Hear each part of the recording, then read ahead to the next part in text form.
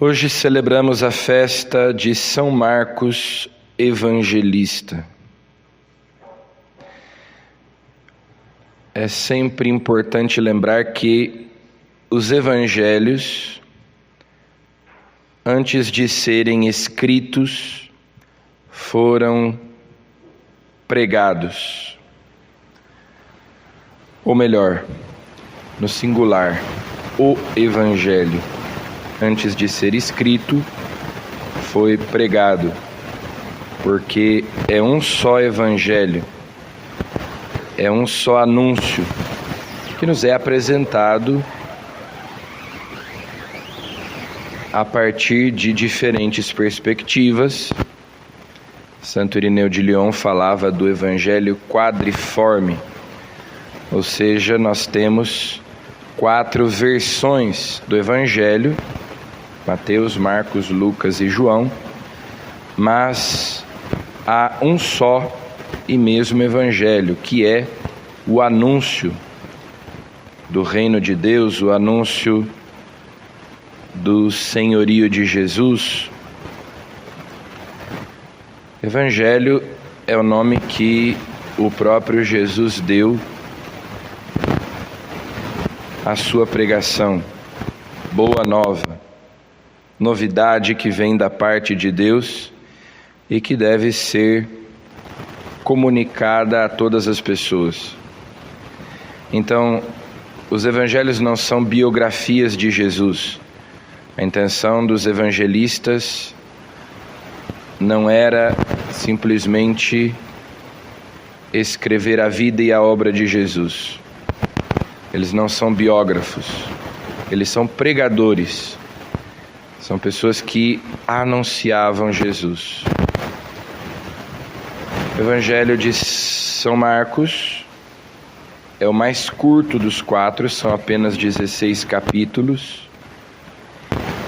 E os exegetas modernos acreditam que seja o mais antigo, embora exista aí uma controvérsia se o evangelho mais antigo é o de Marcos ou o de Mateus. A tradição sempre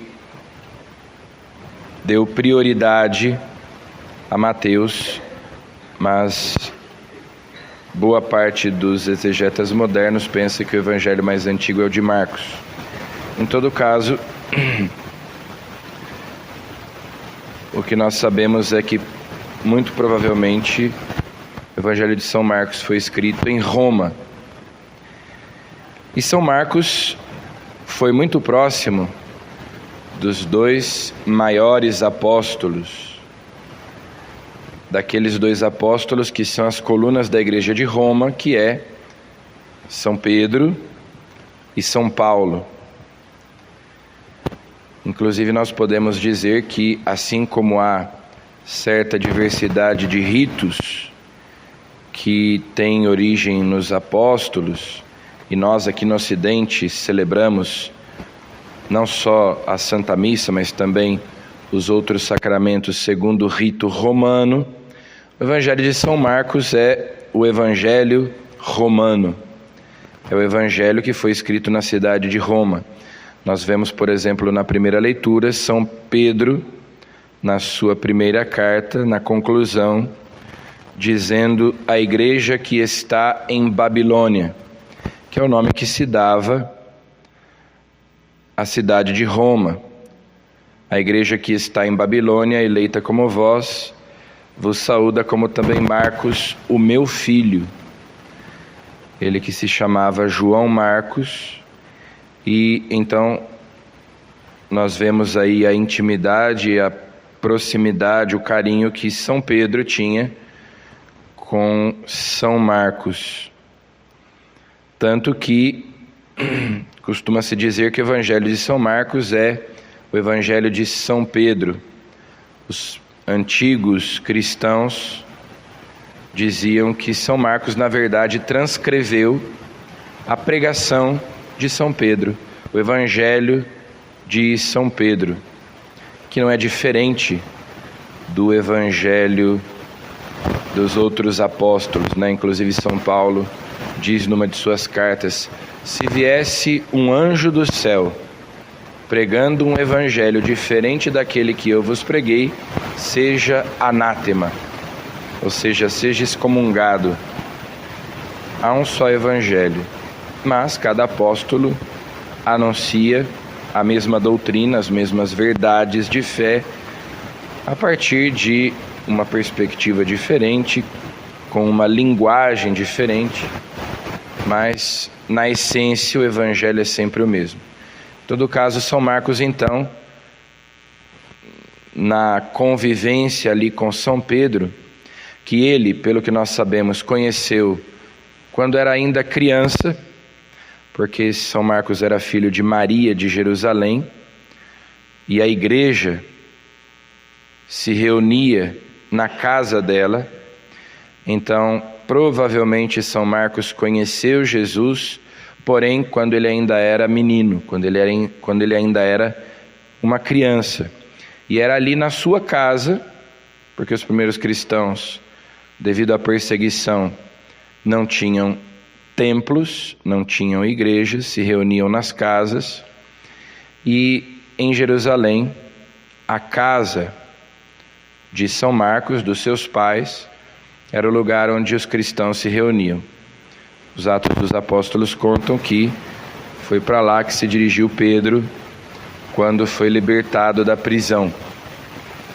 Então, de fato, São Pedro foi para São Marcos um pai espiritual, o conheceu quando ele ainda era criança, e nós o vemos junto ali com São Pedro, quando São Pedro já estava no fim da sua vida, na década de 60 do primeiro século antes do seu martírio. A mesma coisa com São Paulo. São Marcos era sobrinho de Barnabé e esteve com São Paulo na sua primeira viagem apostólica. Não acompanhou São Paulo até o fim da viagem, e isso foi motivo de briga entre São Paulo e Barnabé, mas depois, nas cartas de São Paulo, nós vemos que ele está lá em Roma também, com São Paulo, do seu cativeiro, quando São Paulo está preso em Roma. Então, São Marcos esteve junto tanto de São Pedro quanto de São Paulo na cidade de Roma, onde muito provavelmente ele escreveu o seu evangelho. Inclusive, o ápice do seu evangelho, o momento para o qual se encaminha toda a sua narrativa, é o momento da profissão de fé do centurião romano. Quando o centurião romano, após a morte de Jesus, diz: verdadeiramente esse homem era filho de Deus. Então ele escreve o seu evangelho para os romanos e mostra ali já no Calvário um romano professando a fé em Jesus.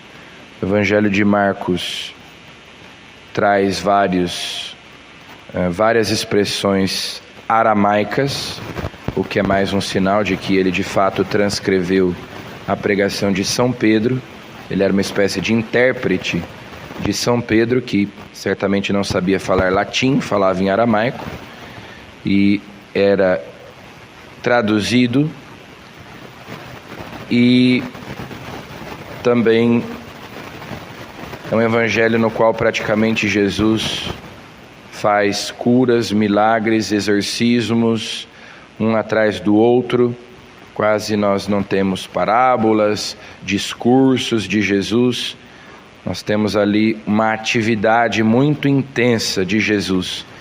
Muitos milagres, muitos sinais que ele realiza para atestar a sua identidade divina. Então, o evangelho que nós ouvimos hoje, que está aí no final, é a conclusão do evangelho de São Marcos, capítulo 16. O mandato de Jesus: ide pelo mundo inteiro e anunciai o evangelho a toda criatura. Essa é a missão da igreja, é para isso que existe a igreja. É o seu munus docendi, o seu munus de ensinar, de pregar o Evangelho. Esse mandato, também nós temos parte nele, porque pelo batismo nós participamos da missão da igreja. Então, de transmitir aos outros essa feliz notícia, essa boa nova, que é a salvação que nos trouxe Jesus Cristo. Tornar Jesus conhecido e amado. Então peçamos a São Marcos, cuja festa nós celebramos hoje, que interceda por nós, para que nós sejamos testemunhas eficazes de Cristo no mundo de hoje. Amém.